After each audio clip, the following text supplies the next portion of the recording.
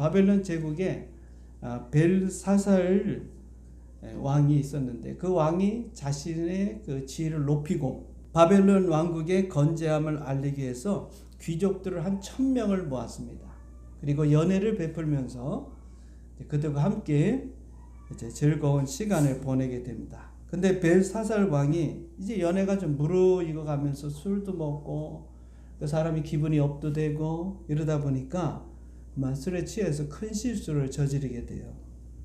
다른 것이 아니고 자신의 부친 느부갓네살 왕이 예루살렘 성전을 함락시키면서 그 성전 안에 있던 거룩한 성물들을 은과 금이라든지 이런 그릇들을 가지고 왔습니다.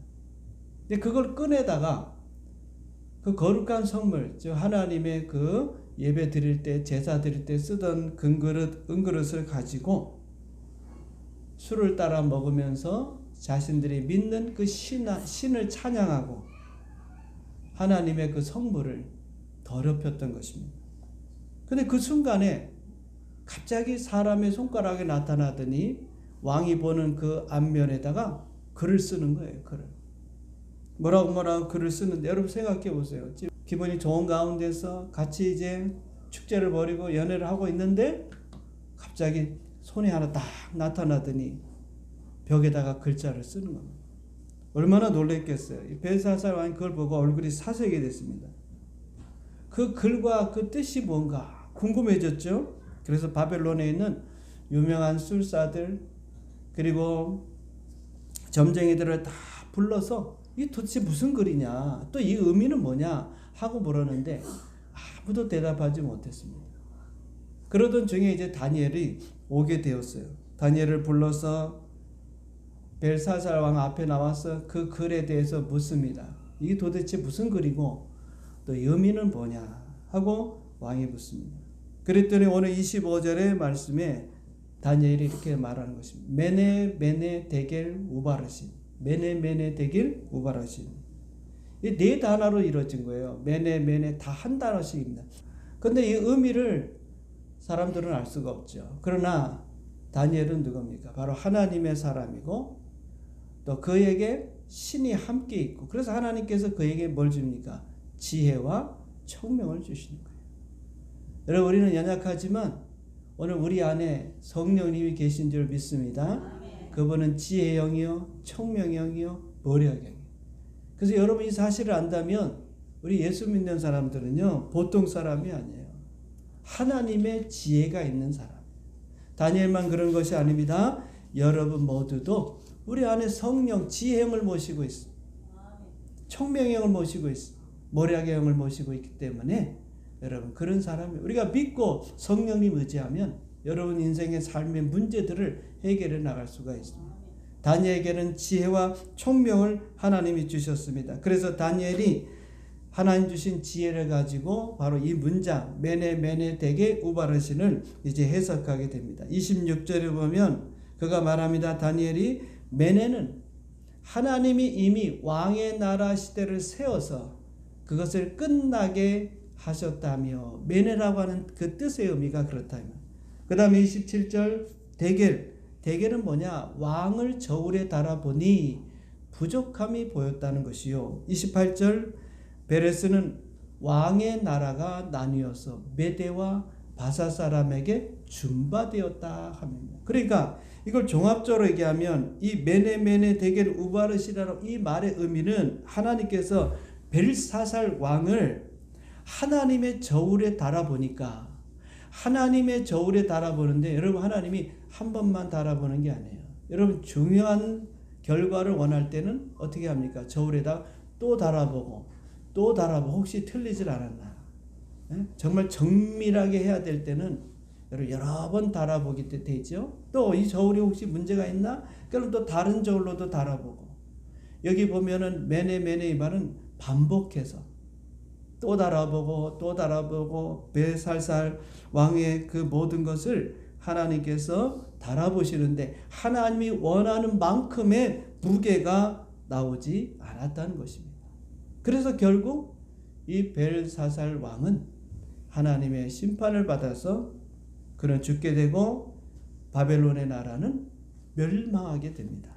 그것이 다니엘서 5장 30절에서 31절에 나옵니다. 그날 밤에 갈대 왕 벨사살이 죽임을 당했고 31절 메대 사람 다리오가 나라를 얻었는데 그때의 다리오는 62세라. 그러니까 나라가 멸망을 받았어요. 하나님의 저울에 달아서 부족했더니 여러분 하나님에게는 저울이 있습니다. 근데 그 저울은요 속일 수가 없는 거예요. 정확한 어떤 세상의 저울보다도 더 정밀한 저울입니다. 이 저울이 하는 일은 오늘 여러분 우리의 마음과 우리의 생각과 우리의 삶, 즉 우리의 믿음을 평가하고 그리고 그 저울에 따라서 하나님께서 복도 주시고 또 하나님이 심판도 하시는 것입니다.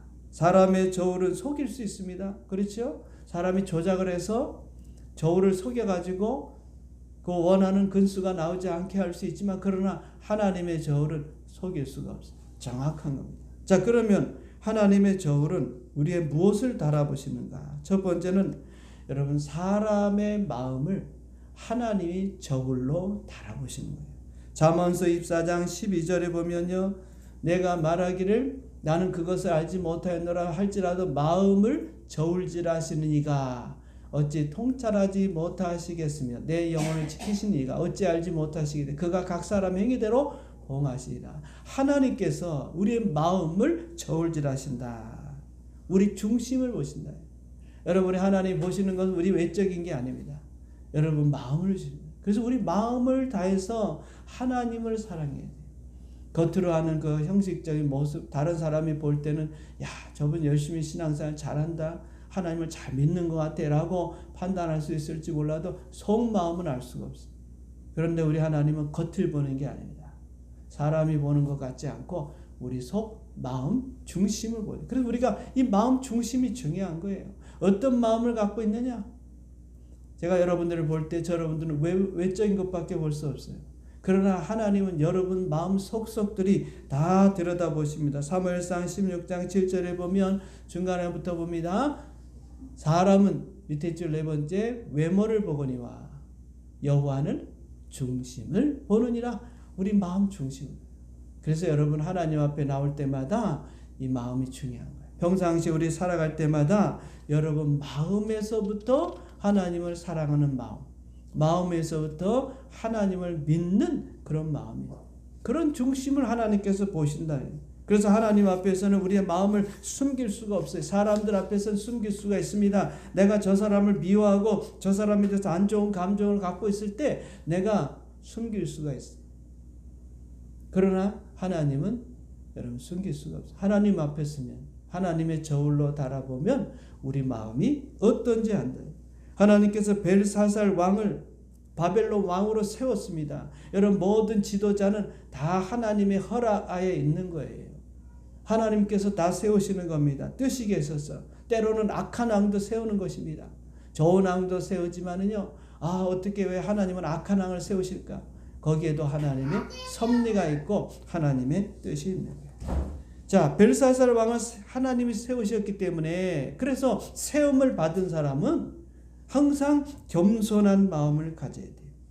겸손한 마음을 갖고 하나님이 나를 왕으로 이 바벨론의 왕으로 세웠구나. 그리고 하나님을 경외하면서 백성들을 정의롭게 올바르게 그들을 정치하고 다스려야 되는데 이 벨사살 왕이요 마음이 그만 교만해가지고 이 교만으로 가득 차서 자신이 최고인 줄 알고 고관 대작들과 함께 연애를 베풀고 자신의 위엄을 높이기 위해서 자기의 번영을 자랑하기 위해서 이 많은 사람들과 함께 연야를 베풀면서 하나님의 그 성물을 갖다가 더럽혔던 것입니다. 즉 겸손하지 않았다 그 말. 다니엘서 5장 22절에 보면 벨사살이여 왕은 그의 아들이 되어서 이것을 다 알고도 아직도 마음을 낮추지 아니하고 마음을 낮추지 않았어요. 여러분 오늘 우리 예수 믿는 성도들은요 항상 겸손해야 돼요. 할렐루야. 마음을 비우고 우리가 다 낮아져야 돼요. 왜? 하나님이 그것을 기뻐하시니까. 하나님이 우리 마음을 달아보신다. 조금만 교만해도 하나님 싫어하십니다. 교만은 멸망을 이끌어가는 거예요. 그래서 다 낮아지고 더 겸손해지고 하나님 앞에서 그걸 하나님이 기뻐하시는. 오늘 다니엘서 5장 23절에도 보면 뭐라 했습니까? 도리어 자신을 하늘의 주제보다 높이며, 하늘의 주제 누구예요? 하나님보다 왕이 되니까 말이에요. 바벨론은 그 당시로 말하면 거대 제국입니다. 그 제국의 왕이 되니까 자기가 최고인 줄 알아. 자기가 대단한 줄 안다. 하나님보다도 더 높아지는. 여러분, 사탄이 타락한 천사가 된 것은 하나님보다 더 높아지려 하다가 교만한 마음으로 인해서 결국은 타락한 천사, 마귀가 그런 거예요. 우리는 한없이 여러분 겸손해야 합니다. 그런 성전 그릇을 왕 앞으로 가져다가 왕과 귀족들과 왕후들과 후궁들이 다 그것을 술을 마시고, 왕이 또 보지도 듣지도 알지도 못하는 금은 구리 쇠와 나무 돌로 만든 신상을 찬양하고, 도리어 왕의 호흡을 주장하시고 왕의 모든 길을 작정하시는 하나님께 영광을 돌리지 않았다. 여러분, 하나님께 영광을 돌려야 돼요. 할렐루야. 여러분, 겸손하다는 건 뭡니까? 하나님께 모든 영광을 돌리라 그 말이에요. 여러분, 내 모든 하는 것은 다 누구예요? 하나님의 은혜 아닙니까? 하나님이 도와주지 않으면 되는 것이 있어요? 없어요. 지금까지 살아온 모든 게 하나님의 뭐죠? 은혜입니다. 내가 건강한 것도 하나님의 은혜, 일이 잘 풀리는 것도 하나님의 은혜, 다 하나님의 은혜. 하나님. 그러면 내가 그 영광을 하나님께 돌려야 된다. 하나님께 영광을 안 돌리면 그 사람은 교만한 사람이에요. 그래서 여러분, 하나님께 영광 돌리는 게 그렇게 중요한 겁니다. 아이 뭐 안 돌려도 되지. 다시 말하면 하나님께 영광 돌린다는 게 뭐겠어요? 감사하고 사는 거예요. 감사. 하나님 감사합니다. 다 감사할 것밖에 더 있습니까, 여러분? 우리가 불평한다는 것은 여러분, 자기가 지금 겸손하지 않다는 거예요. 이것도 불평이고 저것도 불평이고 저것도 뭐 다 그 마음에 여러분 교만이 있다는 것입니다. 그러니까 불평이 되는 거죠. 겸손해 보십시오. 다 감사할 일밖에 없어요. 모든 게 다. 그런데 바벨론의 이 벨사살 왕은요, 하나님보다, 하늘의 주제보다 하나님보다 높아지려고 했고, 모든 영광을 하나님께 돌려야 되는데 돌리질 않았어요. 자기에게 돌렸다면 내가 최고다. 내가 이 대제국을 다스리고 있으니 내가 영광을 받아야 되겠다 하고 고관 대작들을 불러놓고 연회를 베풀면서 말이죠. 그들로부터 높이면, 그들이 뭐 하겠습니까? 거기서 연회하면서 뭐 하겠어요? 술 마시면서 뭐 하겠습니까? 와, 위대한 왕이요. 당신은 이 바빌론의 위대한 왕입니다. 그렇게 신하들이 여러분 아첨 떨지 않겠습니까? 그걸 듣고 싶은 거죠. 그렇습니다. 여러분, 사람은요 다 자기 칭찬 듣고 싶어. 오늘 여러분이 마음을 하나님께서 저울에 달아보셔. 하나님의 저울에 달아보셔서 그 근수가 나가야 돼요. 우리가 얼마 정도 그 무게인지는 알지 못해. 그건 하나님만이 가지고 계신 뜻인데, 우리가 그것을 달았을 때 정말 겸손한가? 어떤 자리에 가든 어떤 위치에 있든지 간에 우리가 겸손한 마음을 가져야 될 줄 믿습니다. 그래서 항상 우리 감사해요. 하나님 모든 게 다 감사 아닙니까? 오늘 예수님께서도 이 땅에 오셨을 때 육신을 입고 왔잖아요. 하나님 그분이 모든 보좌에 하나님에 계셨던 그 하늘의 그 영광과 그 권능과 그 능력을 다 버리고 이 땅에 인간으로 오셔서 겸손해져서 사람의 종이 되셨다. 예수님은 오셨을 때 섬김을 받기 위해서 오지 않았다. 여러분, 섬김을 받으려고 하지 마세요. 우리는 다 어디 가든 대접받고 싶어. 그렇죠? 어디 가든 인정받고 싶고. 왜 사람들이 나를 대접 안 해주나? 여러분, 대접받으려고 하지 마세요. 그래서 그냥 묵묵히 여러분 있으면 하나님께서 여러분들을 사람을 통해서 다 대접받으려다 보면 자기가 자꾸 올라가는 거예요. 거기에 또 마음의 상처를 받게 되고, 그러면 겸손해질 수가 없어요. 그러면 하나님께 영광을 돌리지 않습니다. 예수님은 이 땅에 오실 때 섬김을 위해서 오셨다 그랬어요. 그래서 우리 죄를 위해서 십자가에서 몸짓기고 피 흘려 죽지 않으셨어요? 마가복음 10장 45절에 보면 인자가 온 것은 섬김을 받으려 함이 아니라 도리어 섬기려 하고 자기 목숨을 많은 사람의 대속물로 주려 함이라. 섬김을 받으러 오신 게 아니에요. 그분은 당연히 섬김을 받으셔도 되는 분입니다. 왜? 하나님이시니까. 하나님의 아들이시니까.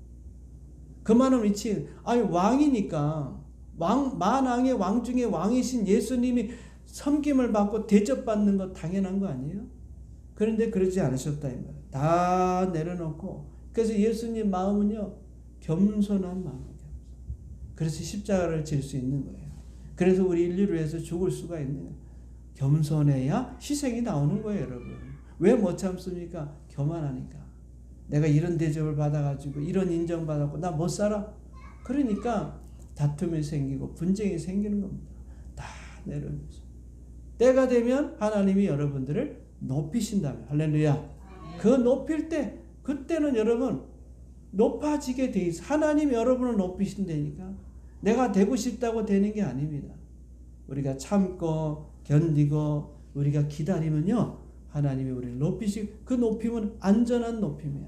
그러나 인간적인 생각으로 높아지면 언젠가 추락할 때가 있다. 떨어지는 건 날개가 없다 그러잖아요. 추락하는 건 날개가 없다. 급속도로 떨어지는 거예요. 그래서 예수님의 마음은 겸손한 마음. 우리가 이 마음을 가져야 합니다. 하나님이 이것을 저울질해 보시는 거예요. 우리 마음을. 그래서 겸손한 사람을 들어서 하나님이 나라 일꾼으로 쓰시는 거예요. 겸손하지 않으면 하나님 쓰실 수가 없어요. 나를 사용할 수가 없어요. 그러므로 여러분, 우리가 늘 겸손한 마음으로 하나님의 저울에 달았을 때 됐다 인정받게 되면 그 다음에 하나님이 여러분 다 쓰실 줄 믿습니다. 네. 자, 두 번째는 하나님은요, 하나님의 저울로 우리의 삶을 달아보신다. 삶을. 사무엘상 2장 3절에 보면은 심히 교만한 말을 다지하지 말 것이며 오만한 말을 너 입에서 내지 말지어다. 여호와는 지식의 하나님이시라. 행동을 달아보시느니라. 행동, 우리 행동.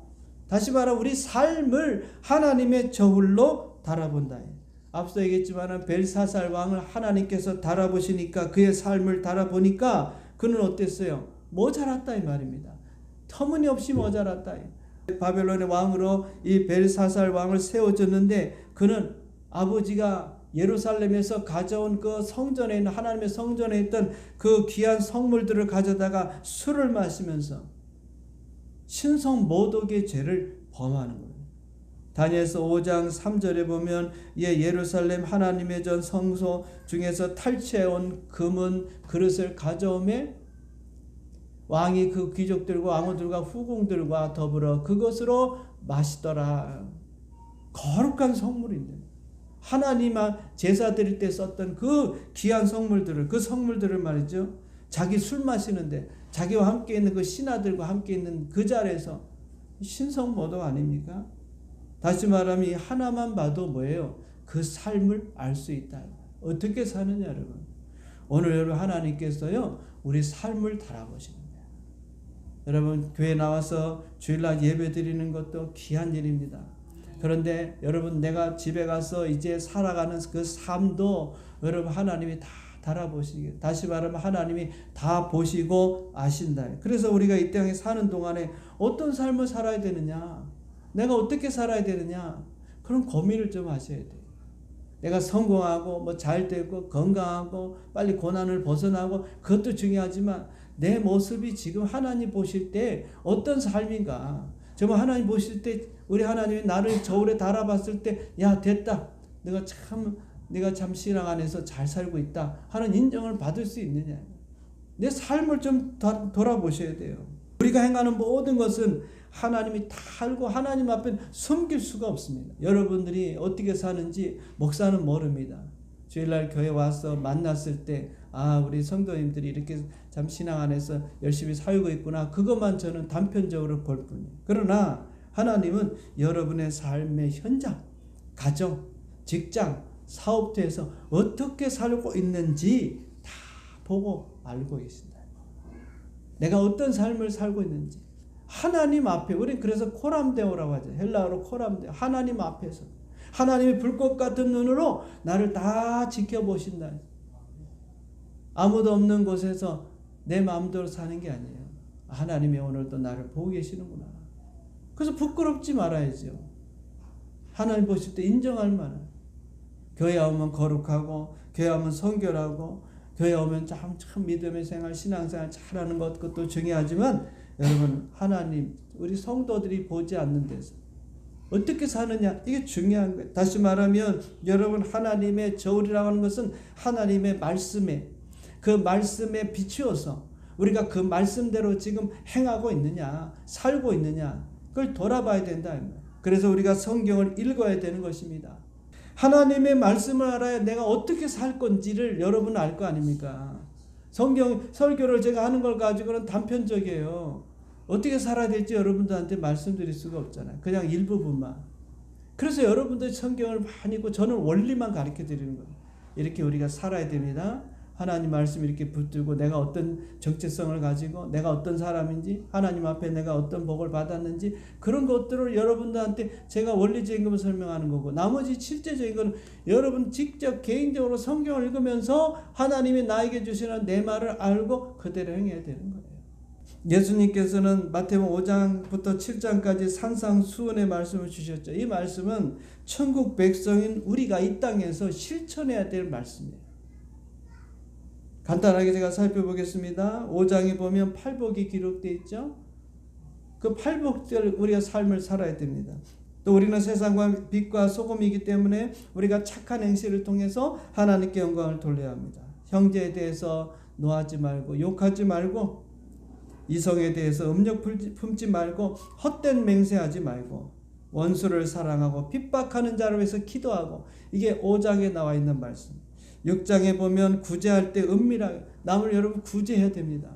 어려운 이웃들을 도와줘야 돼요. 골방에 기도를 힘쓰고 남의 죄를 용서하고 여러분의 보물을 하늘에 쌓아두고 모든 염려, 의식 염려를 다 버리고 오래 주신 말씀대로 먼저 그의 나라와 그의 의를 구하는, 6장에 나와 있는 말씀. 7장에 보면 남을 비판하지 말고 기도하는 일에 힘쓰고 좁은 문으로 들어가기를 힘쓰고, 그리고 거짓 선지자들을 주의해요. 오늘날 교회에 여러분 거짓 선지자들이 들어와 판을 치고 있어요. 산상수훈의 그 말씀대로 행할 때 그 집은, 반석의 집은 견고한 집이 된다. 주님이 말씀하셨어요. 이 말씀을 행하라. 모르니까 우리가 행하지 못하는 거예요. 하나님의 말씀이 하나님의 저울이에요. 거기에 달아봐야 돼. 내가 이렇게 살고 있나? 이 산상수훈에 있는 이 말씀대로 지금 내가 살고 있나?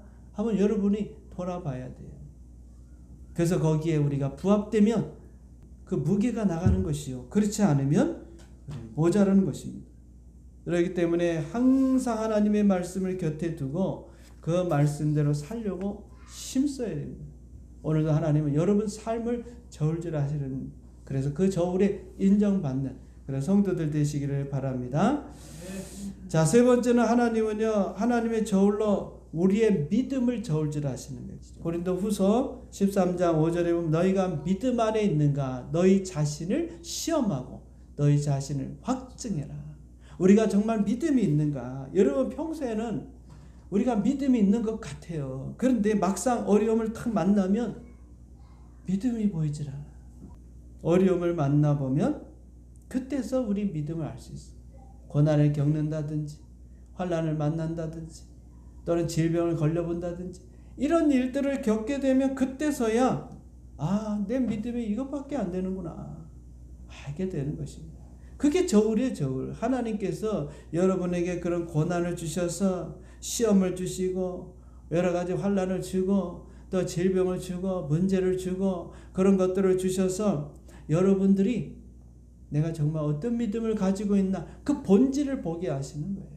그렇지 않으면요 우리 믿음을 알 수가 없어요. 내가 잘 믿고 있는지, 아니 잘 믿고 있다고 스스로 착각하고 사는 거예요. 겉의 모습을 통해 내가 예배당에 잘 나오고 있고 기도도 열심히 하고 있고 하나님이 원하시는 대로 삶을 살고 있으니까 나는 믿음이 좋은 사람이야, 다 그렇게 생각할 수 있어요. 그러나 막상 어려움을 탁 겪어보십시오. 믿음으로 그 문제를 해결하려고 보세요. 그러면요 믿음이 보이지가 않아. 믿음이 있었던 것 같은데 믿음대로 안 돼. 믿음이 없어서. 그래서 여러분 하나님이 주시는 모든 것은요 이 땅에서 오는 모든 어려움들은 다 여러분에게 주시는 하나님의 저울이에요. 너희 믿음을 봐라. 믿음이 어떤가. 여러분 다니엘에게요 이 벨사살 왕이 이 문제를 풀어주면, 이 글자를 알고 글자가 무엇인지 알고 그 다음에 이것을 해석해주면 내가 너에게 큰 상을 주겠다고 했습니다. 다니엘서 5장 16절에 보면 내가 내게 대하여 들은즉 너는 해석을 잘하고 의문을 푼다 하도다. 그런즉 이제 내가 이 글을 읽고 그 해석을 내게 알려주면 내게 자주색 옷을 입히고 금사슬을 내 목에 걸어주어 너를 나라의 셋째 통치자로 삼으리라. 한마디로 얘기하면 이 글을 읽어주고 이거를 해석해주면 내가 너에게 보상을 해주는데 금은 보화, 부귀 영화를 내가 너에게 주겠다. 왜? 왕이니까. 셋째 자리입니다. 셋째 자리. 오늘날로 말하면 대통령 다음가는 그는 총리 자리를 내가 주겠다. 그 말이에요. 그런데 다니엘은요, 그 보상에 대해서 아무런 관심이 없었어요.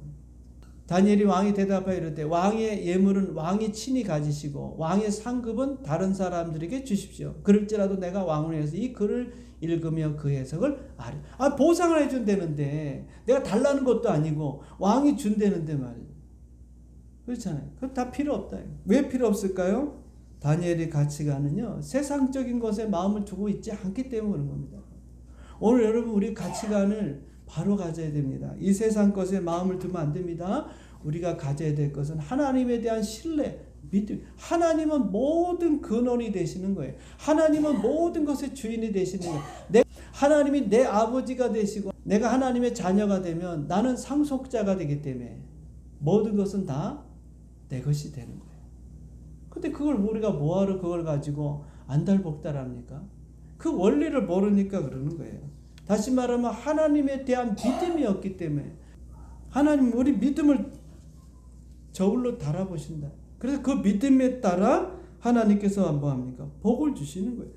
그러니까 다니엘은 그 재물을 의지하지 않아요. 아니 내가 재물을 달라는 것도 아니고 왕이 준다는데 부귀 영화를 주겠다는데 그렇잖아요 여러분. 그냥 받으면 되는 거지 뭐. 근데도 다니엘은 다 필요 없다는 거예요. 왜? 하나님이 주실 줄 알기 때문에.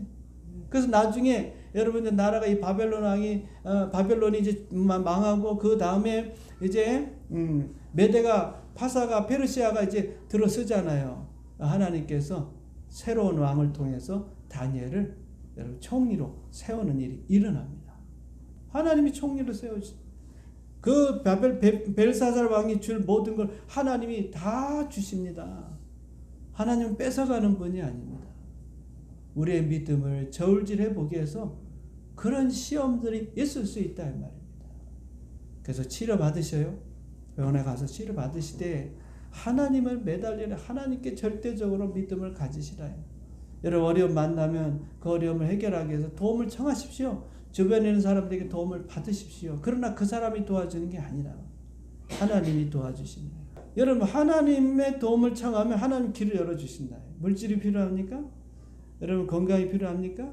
잘 되기를 바랍니까? 하나님께 다 있다. 하나님을 믿는 신앙. 그걸 하나님께서 지금 우리에게 저울질 하신다. 왜? 복을 주기 위해서. 그래서 우리 앞에 놓여 있는 모든 것들은요. 우리가 믿음을 측량하기 위해서 우리에게 주시는 저울이다. 생각하시나요? 우리가 하나님을 선택할 것이냐? 세상을 선택할 것이냐? 하나님의 진리의 말씀을 믿을 것이냐? 이 세상의 소리들, 풍습들을 따라갈 것이냐? 어려움을 만날 때 이것을 내가 믿음으로 해결할 것이냐? 아니면 내 생각대로 판단하고 결정할 것이냐? 이게 다 뭐예요? 예? 하나님이 우리의 믿음을 저울질하는 저울이라고 보시면 돼요. 거기에 인정이 되면, 합격이 되면 하나님께서 어떻게 하시겠어요? 문제를 해결해 주고 복을 주시고 치료 역사를 주실 것입니다. 그러나 그 저울에 미달이 되면 어떻게 되죠? 불합격 처리되는 겁니다. 여러분 고난이 오면 왜 고난이 길어집니까? 그 고난을 통해서 내 믿음을 보여야 되는 거예요. 하나님의 절대적인 신뢰를 보여야 되는 거예요. 믿음이 보이면 됐다. 아브라함에게도 하나님께서 시험하셨잖아요. 아들을 모리아산에 가서 번제로 하나님께 드려라. 이 얼마나 큰 시험입니까? 저울에 달아보시는 거예요. 그런데 아브라함은 어떻게 했습니까? 정말 하나님 말씀대로 제단을 만들고 이삭을 잡아가지고 그 위에 묶어가지고 얹어놓고 그 아들을 죽여서 제물로 하나님 앞에 드리려고 했을 때 하나님이 됐다. 아브라함아 더 이상 이삭을 칼로 죽이지 마라. 내 믿음을 내가 봤다. 저울에 달아보니까 근수가 나가는 거야. 하나님 원하는 그 무게가 나가는 거야. 그래서 하나님께서 이삭도 주고 그 다음에 어떻게 합니까? 이제 내가 너의 믿음을 보았으니 내가 너에게 복을 주겠다. 하나님 그러셨죠. 그냥 복이 오는 게 아니고 그냥 문제 해결이 오는 게 아닙니다. 그냥 치료가 오는 게 아닙니다. 하나님이 내 믿음을 보시고 역사하시는 거예요. 그게 여러분 지금 당하는 어려움일 수도 있고 고난일 수도 있고 환난일 수도 있고 이거 빨리는요. 하나님은 절대 그렇게 빨리 하시는 분이 아니에요. 빠르길 원하십니까? 여러분 믿음을 보십시오. 하나님이 원하시는 그 근수에 올라가면 되는 거예요. 그렇지 않으면 하나님은 움직이지 않아요. 아무리 내가 애간장이 타고 안달복달해도 여러분 하나님은 우리의 마음에 따라 움직이는 분이 아니에요. 그러니까 여러분 조급해하면 안 됩니다. 내가 아직도 부족하구나. 하나님께 더 내가 매달리고 하나님을 의지해야 되겠구나. 하나님 붙들고 하나님께 나아가고 더 기도하고 더 말씀을 붙들고 아직도 내가 부족한가 보다. 더 내가 힘쓰고 그리고 오직 하나님밖에 없습니다. 자신의 믿음을 보이면 됐다. 그만큼 믿음이 됐으면 됐다. 욥도 그렇지 않습니까? 욥도 그 시련 속에서 불평하지 않고 원망하지 않고 하나님만 바라보고 의지했더니 하나님께서 그 욥의 모든 고난도 다 지나가게 하시잖아요. 그래요. 참고 견뎌야 되는 거예요. 요셉도 그렇고 그 감옥에 들어가지고 3년 동안 계속 참고 인내하고 빨리 나오고 싶죠. 그 더럽고 냄새나고 고통이 있는 그 감옥에서 여러분 누가 한 시간에도 있고 싶겠습니까? 그러나 그건 자기 마음이고 인정받게 되면 하나님이 됐다. 야 이제 너 됐구나. 그러면 그때 하나님께서 감옥문을 열어주시는 거 아무 때나 열어주는 게 아닙니다. 조급해하지 마십시오. 불안해할 것도 없고 하나님의 그 믿음의 저울에 내가 다 하나님 마음을 만족시켰는가 그게 우리에게 더 초점이 돼야 돼요. 내가 믿음이 부족한가? 그래 그러면 더 내가 하나님을 믿어야지. 하나님 의지합니다. 고백하고 말씀을 붙들고 기도하고 그러면 하나님께서 딱 됐다. 너 이제 믿음의 근수가 딱 됐다. 그러면 합격. 여러분 직장에서도 마찬가지 아닙니까? 어떤 회사에 가면 그 근수가 틀리면 여러분 그 무게가 틀리면 그 불량품이 되는 거예요. 그 무게가 딱 맞아야 되는 거예요. 그래야 그 합격품이 되는 거예요. 합격이 돼야 돼. 합격은 안 하고 빨리 그럼 그건 다 불량 처리되는 겁니다. 아무거나 쓸모도 없어요.